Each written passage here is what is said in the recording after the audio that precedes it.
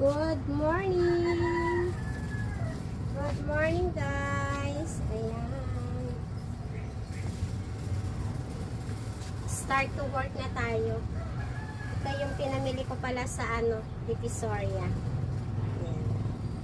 Ito yung gagawin natin ngayon. Ayan guys.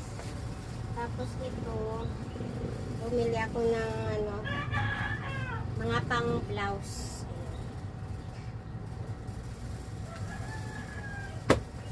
Tapos ito mga pang blouse to siya, mga binili natin sa Divisoria. Nagwo-work na tayo, kailangan na natin maghanap buhay. Tama na muna yung gala-gala.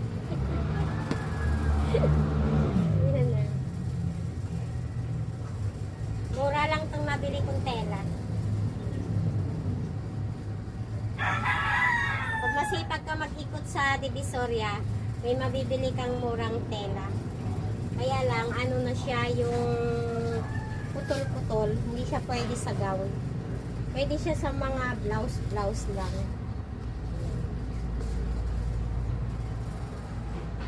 Yan ang gagawin natin. Tapos bumili na rin ako ng zipper. So, dito natin siya ilagay. Kasi minsan, kakalimutan ko yung mga accessories ko kung saan ko na ilalagay. Minsan hindi ko na maalala, makalimutin na tayo.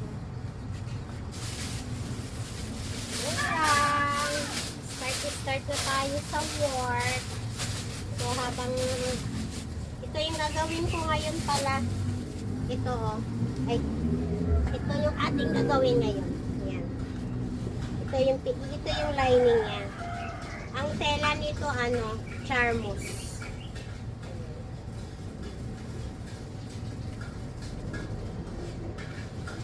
Ito yung ating project ngayon.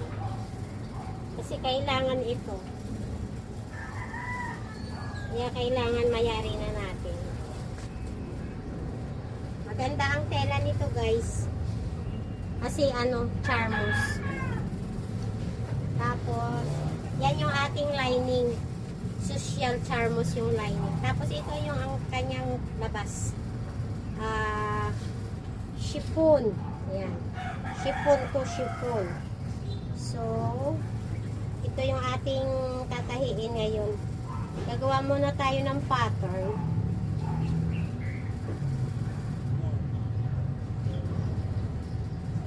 So, let's go! Ayan. Okay. Unahin na tayo. Ito yung aking ginagawang Ito yung ating gagawing cutting table. Kasi,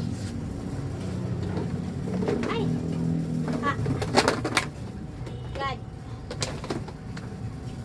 Lagyan muna natin dito.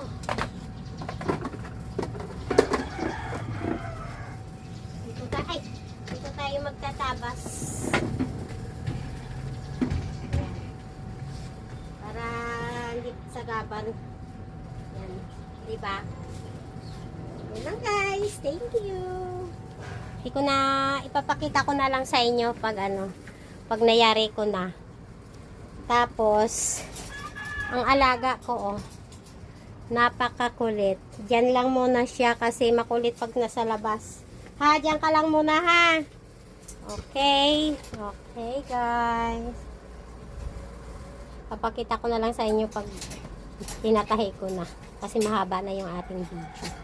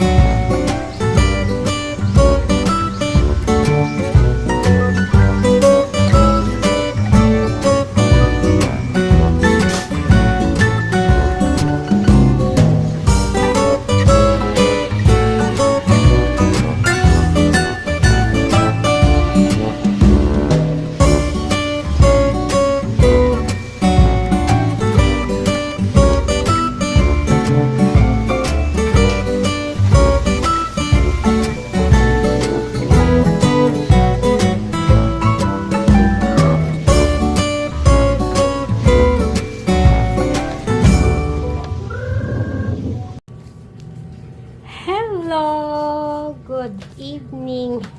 Mag-good evening na tayo kasi gabi na. Ang oras natin is alas 7 na yata. So dito na lang ako tatabas tayo. Gagawa ko ng pattern, guys. So tandarin muna natin. Hello! Hello, guys. Madilim tayo. Gagawa tayo ng gagawa tayo ng pattern. Oh my god. Nalaglag yung aking soke. Gagawa tayo ng pattern.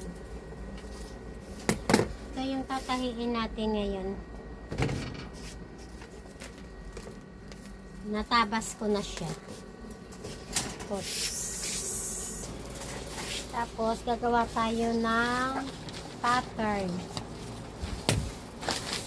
para matapos na itong gawa natin, guys. So hatiin ko lang ito kasi masyado siyang makitid. Itong gamitin natin na pattern, tira lang siya, guys. Ididikit lang natin siya para magamit natin yung pattern. Sayang eh. Ito yung kanyang sukat. Ayan. So, gagawa tayo ng pattern para matabas na natin yung blouse. Kailangan natin ng roller. Siyempre, importante yan. Saka tape measure. Ayan. Shoulder is 16. Times mo yun, divide mo siya sa 2. Kasi gagawa lang tayo ng pattern. Kumbaga, kalahati lang siya. Kasi pag nagtabas tayo, tinutukin natin yung tema. Tapos, yung haba ng kanyang figure. Hanggang figure lang tayo, guys. Kasi, idudugtong natin ang pinaka-palda niya. So, hanggang figure lang ang kukuhain natin. Tapos, sukatin natin yung bust point, bust distance. Yan, importante yan. Armhole, importante yan, guys. Tapos, ang ginagawa ko nahati ko lang yung figure tsaka hanggang waistline. So, ang kanyang kuhain natin yung sukat ng bust.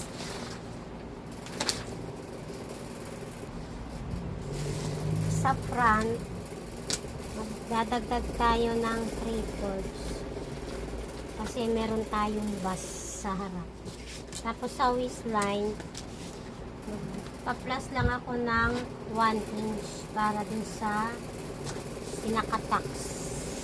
So, ayan, guys. Tapos, i-ano na lang natin yung armhole. Dito sa shoulder, baba tayo ng 1.5. Ayan. Para dun sa kanyang armhole. Para din dito nyo. Ganyan. Ayan, guys. Tapos, duhit-duhit lang natin. Ayan na, guys. Ipitin na natin. Tapos na natin yung pattern para makapagtabas tayo ng blouse. Kailangan nating mag-pattern lalo na pag may design yung tatahiin natin.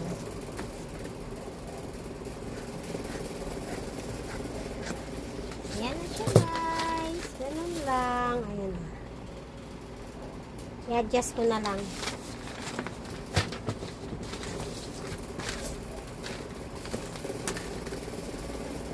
Kailangan lang natin ng pattern para dire-diretso yung ating trabaho. Mas mabilis kasing magtabas pag may pattern. Lalo na pag may design yung damit. Yung gown. Kaya adjust mo na siya doon sa pattern. Tapos, tatabasin na natin siya guys.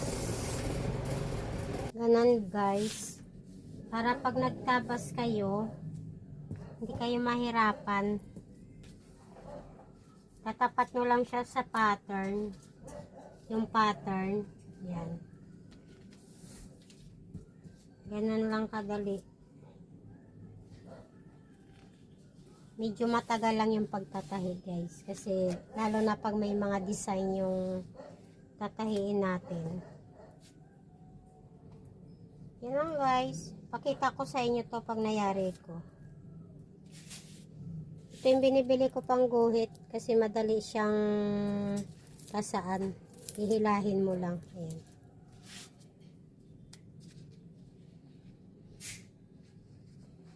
Ganun lang siya. Guhitan mo lang yan.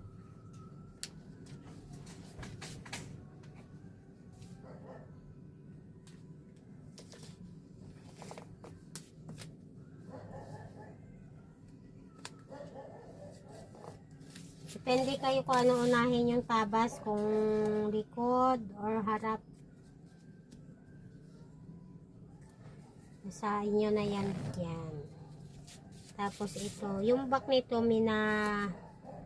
binabawasan ko kasi yung likod natin minsan may malalim.